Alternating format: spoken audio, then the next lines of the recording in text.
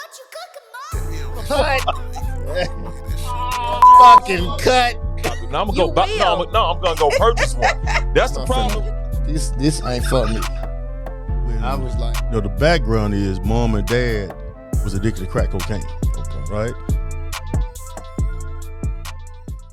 All praises to the Most High. Hi, how are you? Welcome to another episode of the Doc Holliday Show, where we love to uplift black men, black women, black teen, black child, black royalty. And today I am joined by another black royalty. There's plenty of black royals in Memphis, but here's another one. My brother, the legendary Kenneth Moody. How you doing, man? Doc, I'm well, man. How you doing? First of all, let me bow down to you, brother. Memphis State legend. I say this all the time now. It's because of guys like yourself.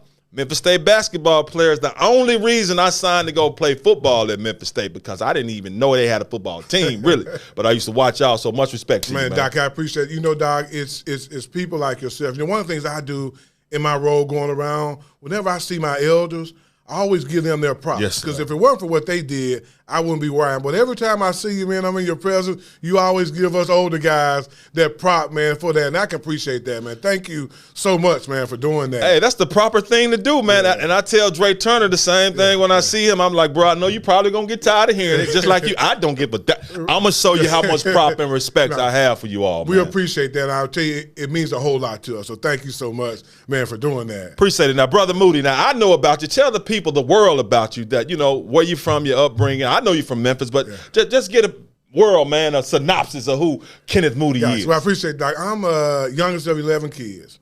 Grew up in South Memphis in a single-parent family. As you know, grew up poor.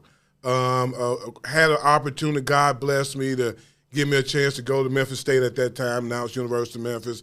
Play basketball there.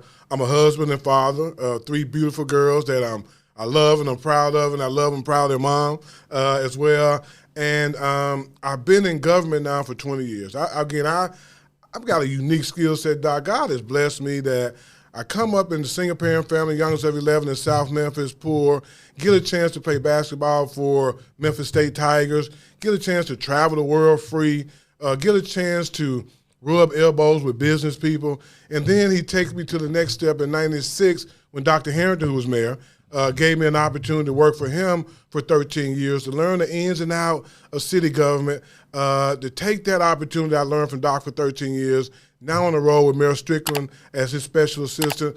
But every role I've had, Doc, has allowed me to stay in tune with my people, have allowed me to stay in tune with the community. You know, and I'll be honest with you, being the youngest of 11, I still got brothers and sisters that struggle. You know, I still got brothers and sisters, nieces and nephews that live in poverty.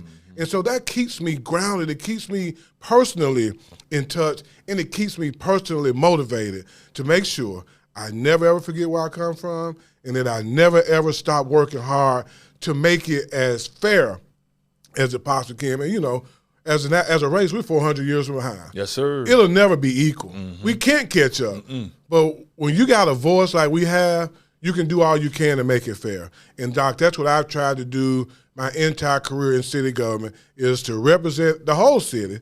But as you know, and I know, man, it's our community where the most help is needed. And I've always tried to make sure, man, that I gave it every ounce of energy I have to make things as fair as we possibly can for our people, for this city, man. This city has been great to me, man. I want to tell you, man, like I say what you say, but when I go out, man, and when my kids, I played ball before my girls were born. So they know nothing about Kenneth Moody, the Tiger basketball player, right? I know. You know what I'm saying? But when we're out and about and fans and Memphians recognize me, my girls are like, Dad, you must have been somebody. You know, I'm still somebody.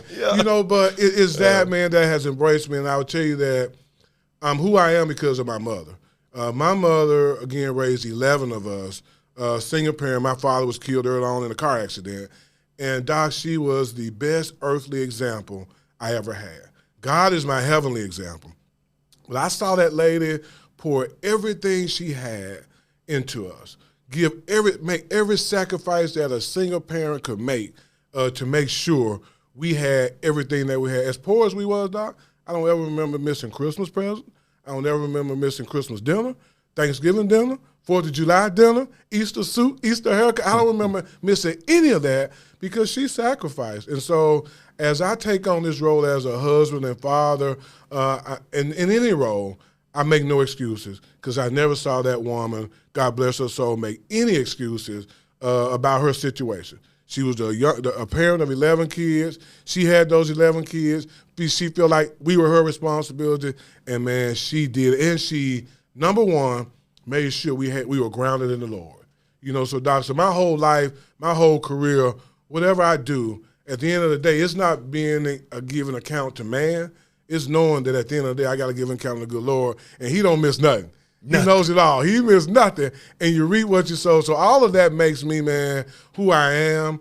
I'm still a sinner saved by grace. God's still working on it because I got some growing to do. Yeah, we all do. Because I'm human. Yeah. But I am been blessed, and I try again to share those blessings with as many people as I can. Now, Kenneth, we're looking at the Kenneth Moody now, but take us back to that young man, that young black man in the city, South Memphis, the youngest of 11.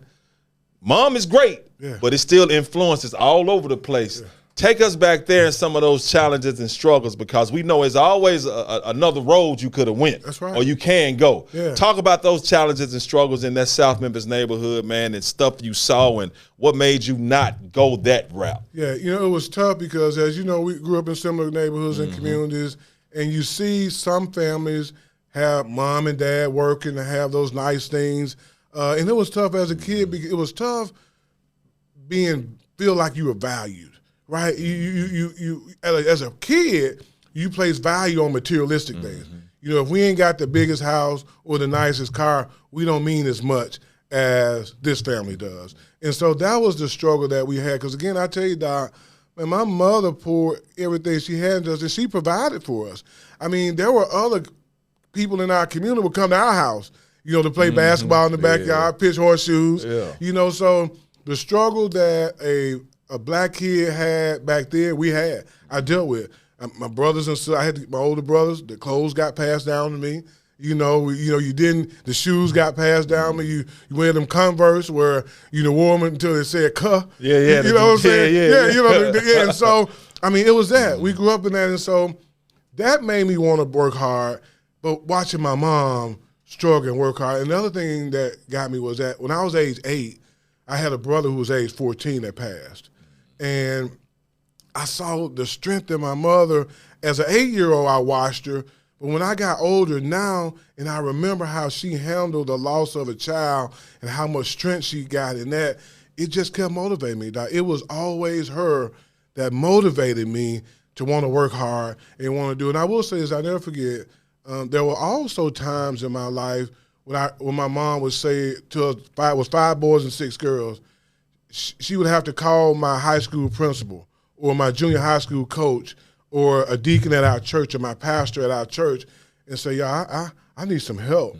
You know what I'm saying? I can only do so much as their mother. Yeah. These boys need me. And I would tell you this, God has always blessed me to have impactful, influential men in my life. And some of those were my pastor from First Baptist Church, Lauderdale, Dr. Charles Dinkins, my high school principal, James Smith, Coach Larry Finch, Dr. Willie Harrington. Yeah. All my life, my high school coach, Doc Thornton, my junior high school coach, Eldridge Henry at Riverview Junior High School. Yeah. All of my life, Doc, God has always placed a positive male in my life to help and show me how it is to be a man. My mom showed me how it was to be responsible and to grow up, but there was always those perfect examples for me to what it takes to be a man. And so as a boy growing up, I had the same challenges and struggles as many of our kids do. That's why for me, and I know you feel the same way, it's our responsibility to go back to these communities, go back to our neighborhood and say to these kids, I mean, we can do it, y'all can do it. Now, they face more challenges today than we did, but it was tough on us as well too, but we owe it. When we don't go back and we don't give back, I mean, it's our fault. And so I carry that as a responsibility. It's not a burden, it's a responsibility. So those, to your question, those were the challenges I faced as a young black boy growing up in the inner city, trying to work hard and to make it. and I say to our young black kids today in the inner city, boys and girls, it's challenging, but you can do it. Look at us, man. Yeah. You know, the odds weren't in our favor. No, not at all. No, the odds were not in our favor, and so, but we worked hard, we persevered. God blessed us with an athletic skill that allow us to get a free education and to see the world and to meet and mingle with people. This is the Doc Holliday Show. God is good. You know what I'm saying, God is man? good. God is good, brother. Yes, sir. See, when I get the Kenneth Moody Show, then I'm good. But just think about it. We are examples of what hard work, man. You were one of the few. You've been on radio. You've been on TV. Yeah. I mean, you have been blessed. I mean, you worked hard. Yeah. Nothing's been given to you. No, sir. No. Nothing. If anything, it's been tougher for you. Yes, sir. You know, than your other counterparts. Yes, sir. You know, in this industry. Yes, sir. You know, and you survived it. Yeah. And now you've got your own show, and so you face those things, child, and you worked your butt off and work hard, and we all have to do that, but we have to get back and never, ever forget where we come from. And that's the thing about it, never forgetting where we come from. And speaking of where you come from, is myself as well. Now, what they talk about young black men and show black men as criminals and this is what, and I'm like, no, bro, the majority of black dudes I know not like that, even though we grew up in the hood. Right. And some of my friends, I'm pretty sure like some of yours, decided to rob and sell drugs. I didn't go that route, but but a lot of them, even though they was doing that, when they used to see cats like us, they'd be like, hold on, bro, we ain't finna let you do nothing. Right, exactly right. You know what I'm saying? So let's talk about, some of those instances where they like, no, brother Moody, you stay over there. Yeah, Doc, man, that is such an important point you just hit, man. We had those guys as much wrong as they were doing. Yeah. They weren't going to let us do it. Exactly. And we failed our generation today with that same kind of direction and encouragement. Yep. We have. I mean, we failed. We do all we can. You know what I'm saying? But we get caught up sometimes in our own personal lives and forget. But we had those individuals that steered us the right way. I tell people all the time, Doc, I could meet the President of the United States, and he can say to me, man, I read your history, you're good. And that means a lot to me. But you know what means more to me than anything? When I go back to the hood in South Memphis, yes, sir, and I'm stopping at the store pumping some gas or grabbing something before I go see a sister and brother, and the dude that was on the corner when I was a kid see me and say, hey, Moody, man, we proud of you. Hey, man, let me tell you, because what that says to me is, it isn't that so much, I'm glad they're proud of me, they know I ain't forgot where I came from. And so that means more to me, man, I'm telling you, than anything. When I can go back, and when I can go back to my neighborhood, man, it's a different environment. Yeah, it is. But I ain't scared, man. You know what I'm saying? I'm one of them. Yeah. And so when I see a kid walking down the street, I ain't scared. I'm one of them. I'm going to try to encourage him. But, man, I'm so glad you made that point, man. We had those individuals who weren't always doing right to say, oh, no, man, you know better than that. You can't. I don't want you to end up like me. Yeah. That's what they would say. Yeah. And we got to do a better job as a generation, as responsible black men, to go back to our communities. Be it at schools, be it at community centers, and say to those same young brothers, when we see brothers and sisters, say, yeah, no, man, that ain't the way to go. But the challenge we face, though, Doc, is that it needs to be repetitive to them. Yeah. We see them every now and then, and we say that to them. They got to hear it all day, every day, because if we see them 15, 20 minutes, a week or a day, and then they go back into this environment for the other 23 hours, that's going to have a big influence on them. So we got to figure out, and I'm challenging me, you, all of us, we got to figure out, man, how we go back into our communities, influence, encourage our people to be better. We got to be better, man. We got to be better. We got to do better for our kids and our community. And you know what I learned, Kenneth, man, because I've talked to, and people that know me, they know me. Yeah. I don't care. I'm in the hood. I'm stay in the hood. That's where I be. And if I see a young royal doing something they ain't supposed to be doing, I'm gonna say something. And you know what I learned? A lot of them want that. Yes, sir. They appreciate that. Sir. They may seem like, but they want that guidance and correction. Yes, indeed. I mean, you're right, Doc. I mean, we just tend to. I don't say we because we don't. People tend to write them off. Yeah. I mean, he just we can't give up on. Just think, if they had did us like that.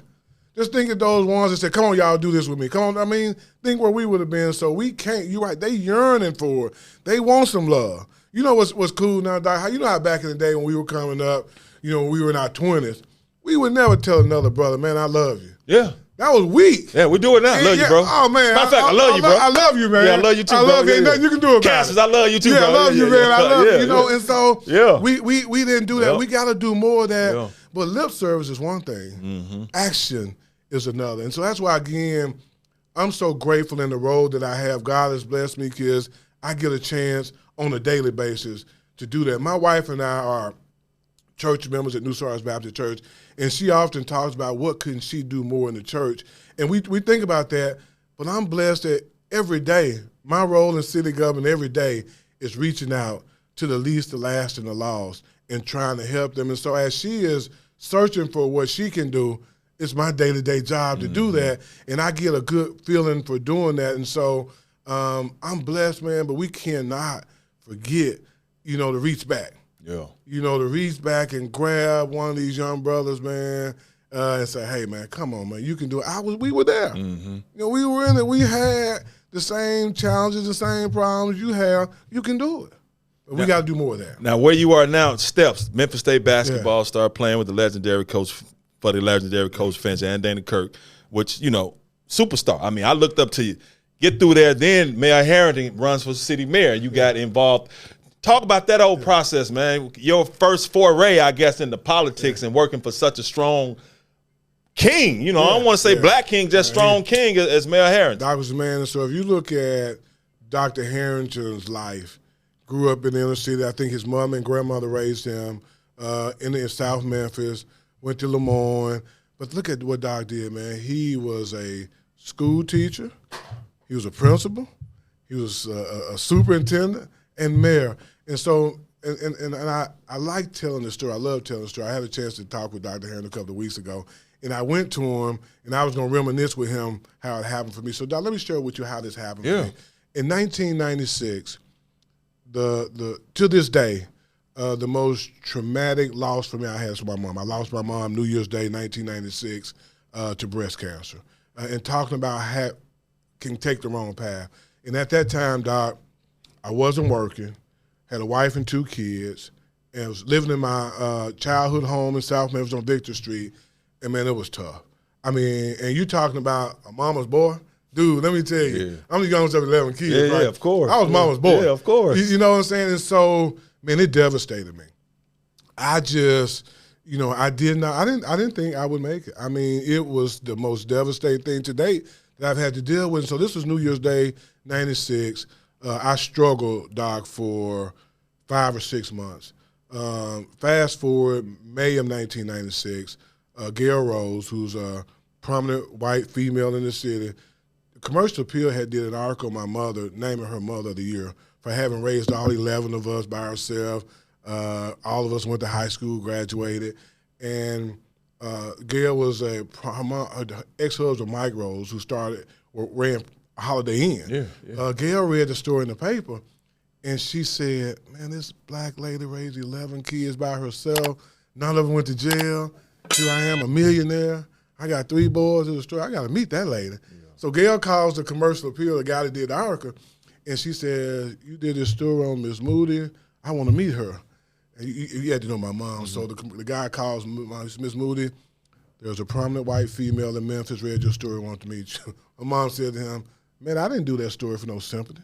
I don't need to meet nobody. Don't call me with that. Yeah. So fast forward, just to get to the point. So Gail was persistent.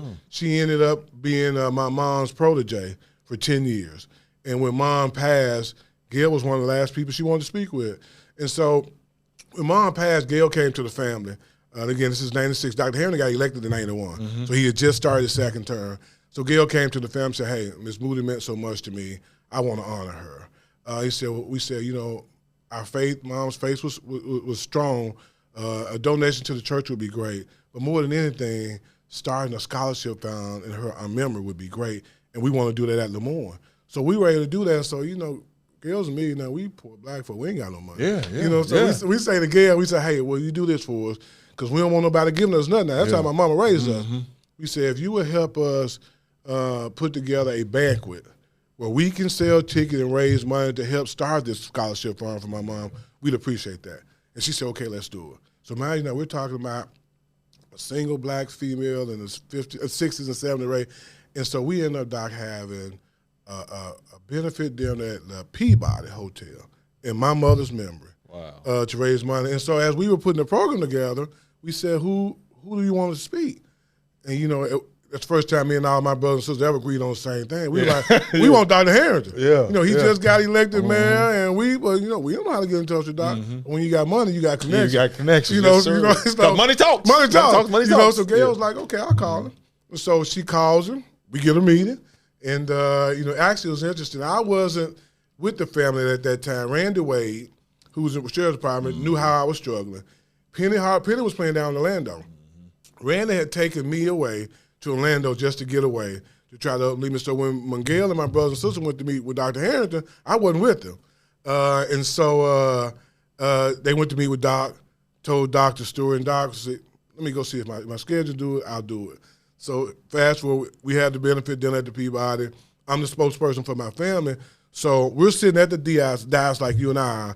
I'm sitting here, Dr. Harrington's sitting here, and Dr. Charles Dinky, my pastor, sitting there. And so Doc and I were just talking, and Doc was like, Ken, what are you doing these days? You know, I'm like, man, this is an opportunity. I ain't got no pride now, you know. Yeah. I'm like, Doc, man, I ain't working. I'm struggling. I lost my mom, my rock. I can easily go that wrong way right now. And when we were talking, but we didn't get a chance to finish the conversation, they were introducing Doc for him to get up and speak. And so we didn't finish our conversation. So they introduced Doc. He goes to the podium, says his speech. He never met my mother, but Dr. Harrington. Yeah. He made everybody think he knew my mom all her life. Yeah. And so he finishes his speech, Doc, and then he comes back towards his seat, and he turns around and goes back to the podium. Mind you, he and I never finished our conversation. He turns around and goes back to the podium. He says, good Lord wouldn't let me sit down. He said, Ken, I hope I don't embarrass you. He goes, I was sitting here, y'all, talking to Ken. This is in front of 400 people in the Peabody. Coach Finch is in the audience. Yeah.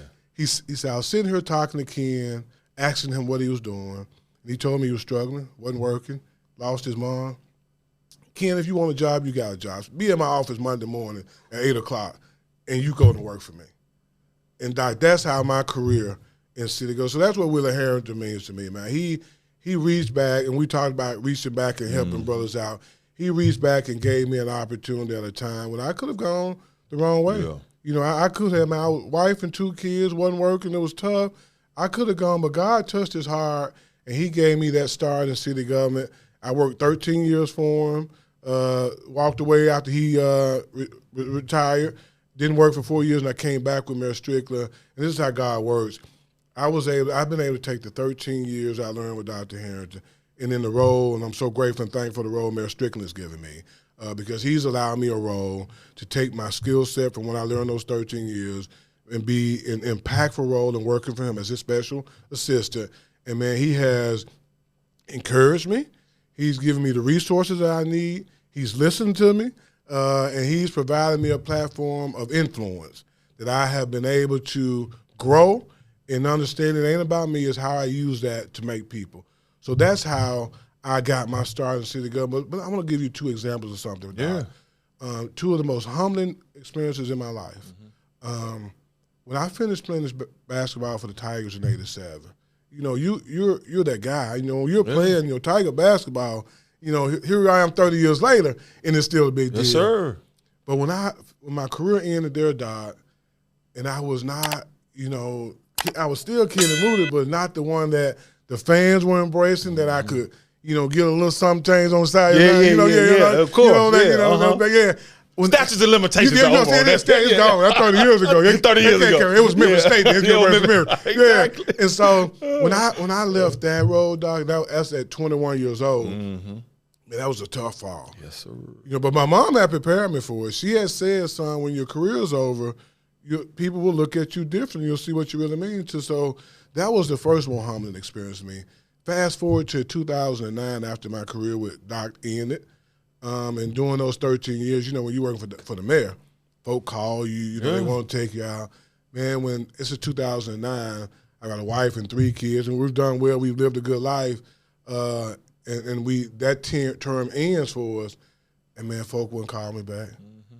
I'm 40 years old at that time, right? And so I reflected back. And I was like, man. I ain't gonna say, man, I was like, damn. Yeah. Man. Yeah, I'm like, man, here I am, man. And that, but it taught me, Doc, is that as long as you got something to give people, you know, you're good.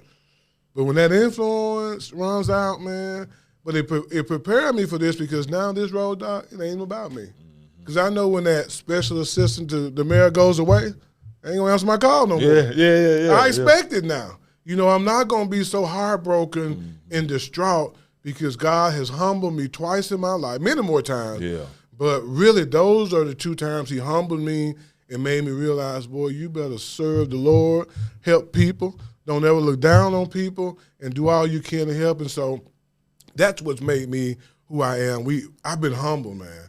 I've been humbled to the point where I know now that this ain't about me. God's using me. And he ain't through using me either, Doc. No, he's not. You know, he got more work for me to do, and we're going to continue to do it. And talking about that work, because you're right, because the special assistant to the mayor will eventually have to come to an end. Right. You know, then you have another transition. But special assistant to the mayor comes to an end. Yeah. But you may want to take the special assistant to the off that part of the sentence. You know what I'm saying? So have you ever thought about other aspirations, because you're very experienced, you're in with, you know, all crowds and all socioeconomic levels, because people respect you because you're real and you're genuine. So, I mean, have you ever thought about something to where we say, okay, no special assistant to the, erase that part. You know what I'm saying? So have you thought about something like that, Brother Moody? Well, you know, Doc, about a few months ago, I announced that I formed an exploratory committee to run for county mayor. Shelby County mayor. Shelby County mayor, Okay. to run for Shelby County mayor. And so we're continuing that conversation. I mean, we've got to make a decision soon. And so we are definitely, again, with my 20 years experience, my being able to communicate in every segment of this community, my knowing every segment of this community, and that, for me, that was the one office where I see that it's about Shelby County. I'm a Memphian, been here all my life. Memphis is 2/3 of Shelby County, but Doc, we face some times now where we've got to have a strong voice that can unite all of that, from Germantown, Collierville, Arlington, Bartlett, Millington to Memphis. We are facing some real challenging times, and we are strongly considering that. I feel good about it. I would tell you that the encouragement I got, this wasn't something that Ken Moody woke up one day and so I think I want to run for Shelby County mayor. It's from my experience. It's from me knowing what's needed. It's from people in the community that have encouraged me to do it. And so we are strongly considering that. We've been prayerful about it, my wife and kids, and got a good team around me. And so in the very, very near future, we're going to make a final decision. I feel good about it. I mean, hey, you know, I'm proud of you, man. I think it'd be a great idea, you know, because we need strong leaders. We need strong people. And, you know, you see 2 Titans going, you know, you're like, hey, sit back and watch the 2 Clash of the Titans go at it. You know what I'm saying? Because I know you're doing an amazing job, because you've always done an amazing job. And before we wrap it up, now people hear special assistant to the mayor. Tell them exactly what you do, because I'm going to say this. You ain't got to say nothing. I know when Mayor Strickland was going to run for mayor, I said, he got Kenneth Moody. Oh, he probably going to win. Oh, you got Kenneth Moody. He probably going to win. You know what I'm saying? Because, you know, in order to be mayor of the city, you got to have some strong brothers and sisters with you. It is what it is. Right. So, but talk about what special assistant to the mayor does, because I know you do a lot of great things. You know, it's interesting, Doc, when people ask me what I do, it's really hard because I do everything. Yeah. You know, police fight crime, fire comes to your house. I do it all, man. You know what I'm saying? Which is, those 13 years I've learned all city government, I'm putting the work now. So it's all inclusive. I mean, it is talking to a CEO and dealing with the homeless brother, you know, on the street. And all of that, you know, in between. And so it's a unique role, and it's a unique skill set that it takes to do the role that I do, because I got to make sure, number one, Mary's got all the information. I mean, I'm the one that keeps the pulse on the community. That's every community. That's the black community, that's the white community, that's the Hispanic community, that's the rich community, that's the poor community. I mean, I'm that one What person. about us in the middle, man? Us in the middle, too. I'm like in the middle. I'm like in the... See, well, I'm on the other end. Now you're on the rich side. But, I mean, so God has blessed me, as we talked about. I've been blessed and fortunate to have access to every segment of the community. And so I'm able to offer insight and a perspective. And this is no being branches. I bring a perspective that nobody else brings. You know, I bring a perspective. I'm a team player. You know, in sports, we're team players, so we know what it is to be a team player. We also know what it is like when they hand you that ball off and you need to make a play. You got dang right. You got to do it. When a shot needs to be made, you know, I need to make it, right? And so when it's time to step out and be the important person you need to be at that point in time, we know how to do that. And so my role has been one, again, I can't thank Meryl Strickland enough for allowing me in this role, but giving me the access to resources and the influence I need to be successful at this role. So I do some of everything. You know, I do it all. Yeah. You know, I do it all. So I'm a jack of all trades, master of none. But, you know, do a little bit of everything. Oh, you're master of a man, man. Now, lastly, I got to ask you this question, though, because I know when we run for politics, especially, you know, for seats here in Memphis, Shelby County Mayor has to deal with everybody. Yeah. But I love my people. Right. But our people be like, it's supposed to be all about us. So how do you feel like if you do make that decision to balance that? Because, you know, we want that attention. Yeah, I mean, what I have to make our people realize is that how important it is to have a conversation with both communities. Yeah. You know, we get better and we make it, but I got to make sure the other community know too that it's just as important as our community to get better. Yeah. Because when our community is better and doing well, things seem to be much better. Yes, sir. You know, so it's a conversation, Doc. I'm glad you brought that up. It's a real conversation we got to have. I got to be able to say, and I know I can to our community when it's our fault. Hey, we got to pick it up. Got to do better. We got to do better. Then I got to say to this affluent community over here, y'all got to understand over here. You know, y'all living in a bubble. You living in a world that ain't real to us over here. Dang right. You got to understand. And so, Doc, that's the uniqueness I bring to any role. Is that I'm going to be able to go over here, I'm going to be able to go over there and bring it right here. And I'm going to be real with it, man. You know us, man. I can't, you know, if you're wrong, you're wrong. Yeah. You know what I'm saying? But if you're wrong, you're wrong. And so for me, you'll see, and you're here, man, and I say this, Doc, whatever I decide to do, God has given me a platform to be heard. You know, and I'm going to use that platform. If I decide to run and I don't win, I would have been heard.